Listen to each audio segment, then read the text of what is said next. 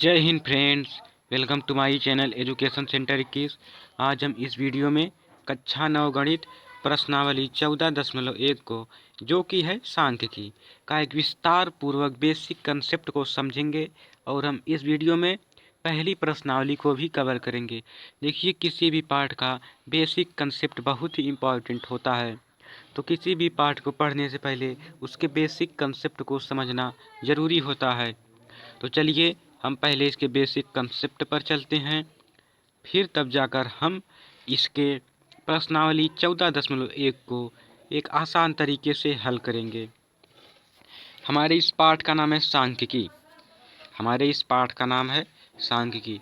देखिए, सांख्यिकी में आंकड़ों को जानना बहुत ही ज़रूरी होता है कि आप हमेशा एक शब्द पाएंगे आंकड़े, तो आपके मन में ये सवाल आएगा कि आंकड़े होता क्या है। तो हम चलिए देख लेते हैं। एक निश्चित उद्देश्य से एकत्रित किए गए इन तथ्यों या अंकों को जो संख्यात्मक या अन्य रूप में हो सकते हैं, आंकड़े कहा जाता है। आंकड़े किसे कहा जाता है? एक निश्चित उद्देश्य से एकत्रित किए गए तथ्यों या अंकों को जो संख्यात्मक या अन्य रूप में हो सकते हैं, उन्हें हम आंकड़े कहते हैं, या अंग्रेजी में इसे हम डाटा भी कहते हैं।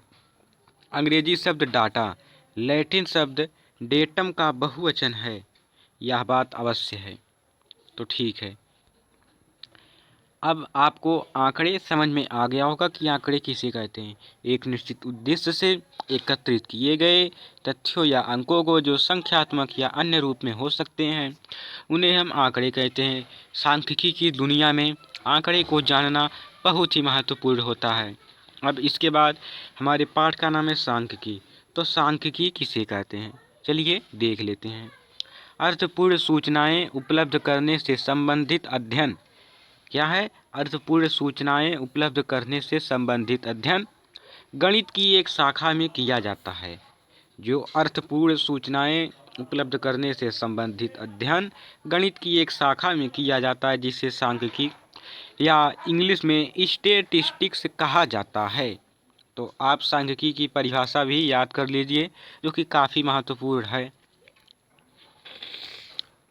तो आप अब समझ गए होंगे कि सांख्यिकी किसे कहते हैं। अब देखिए, सांख्यिकी जिसे हम इंग्लिश में कहते हैं स्टैटिस्टिक्स।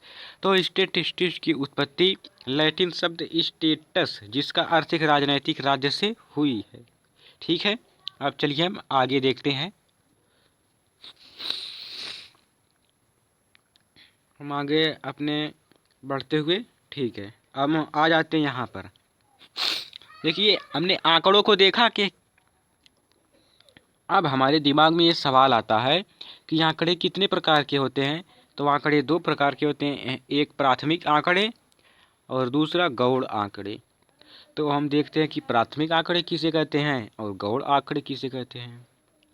तो जहाँ पर स्वयं अन्वेषक ने अपने दिमाग में एक निश्चित उद्देश्य रखकर सूचनाओं को एकत्रित किया है, इस प्रकार एकत्रित किए गए आंकड़ों को प्राथमिक या प्राइमरी आंकड़े कहा जाता है। प्राथमिक आंकड़े या प्राइमरी डाटा कहा जाता है। किसे? जब कोई आदमी अपने दिमाग में स्वयं सोचता है तो वह प्राथमिक आंकड़े या प्राइमरी डाटा कहा जाता है। तो अब आप समझ गए होंगे।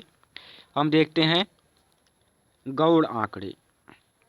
जहाँ किसी स्रोत से जिसमें सूचनाएं पहले से ही एकत्रित हो आंकड़े प्राप्त किए गए हो उन आंकड़ों को गौड़ आंकड़े कहा जाता है। देखिए, प्राथमिक आंकड़े में तो आप अपने दिमाग में कुछ भी सोच सकते हैं, और जो गौड़ आंकड़े या सेकेंडरी डाटा है, इसमें किसी जगह किसी सूची में संगठित हो और आप वहां से आंकड़े ले लें, तो ये हो जाएगा गौड़ आंकड़े। अब इसके बाद हमारी प्रश्नावली 14.1 शुरू होती है, और वैसे तो 14.1 में कुछ ज़्यादा है नहीं, केवल 2 ही प्रश्न है जिसे आप आसानी से कर सकते हैं। चलिए फिर भी हम करवा देते हैं। इसे आप अपने मर्जी से करेंगे तो इसका आंसर दूसरा भी आ सकता है। हाँ, ये देखिए, उन आंकड़ों के 5 उदाहरण दीजिए जिन्हें आप दैनिक जीवन से एकत्रित कर सकते हैं।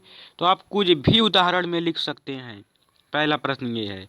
और दूसरा प्रश्न ये है कि ऊपर दिए गए प्रश्न एक के आंकड़ों को प्राथमिक आंकड़ों या गौड़ आंकड़ों में वर्गीकृत कीजिए। बस यही दो प्रश्न है। तो यही देखिए है, उन 5 आंकड़ों के उदाहरण दीजिए जिन्हें आप दैनिक जीवन में एकत्रित कर सकते हैं। तो हम दैनिक जीवन में कुछ भी एकत्रित कर सकते हैं, कुछ भी आंकड़े हम एकत्रित कर सकते हैं।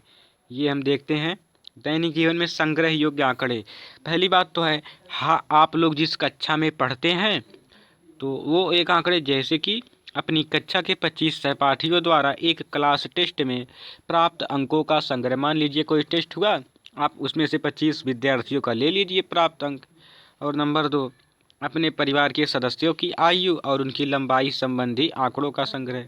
एक तो आप अपने दादा दादी, मम्मी पापा, भाई बहन सबकी उम्र के आंकड़े ले सकते हैं, या तो उनकी लंबाई का आंकड़ा ले सकते हैं।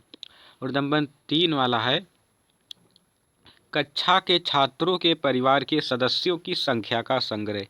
एक तो ये है कि राम के पास इतने परिवार हैं, श्याम के पास इतने परिवार हैं, नीलेश के पास इतने परिवार हैं, शुभम के पास इतने परिवार हैं।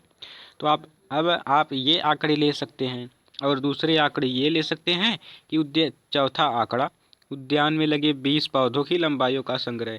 मान लीजिए आप किसी बगीचे में गए, या आप अपने गांव के आसपास किसी बाग में गए, तो वहाँ पर आप कुछ पौधों की लंबाइयों का आंकड़ा ले सकते हैं। और अब नंबर 5, हम देखिए आप कुछ भी ले सकते हैं, चिंता करने की बात नहीं, आपके दिमाग में जो भी आए बस आप वही सोच दीजिए।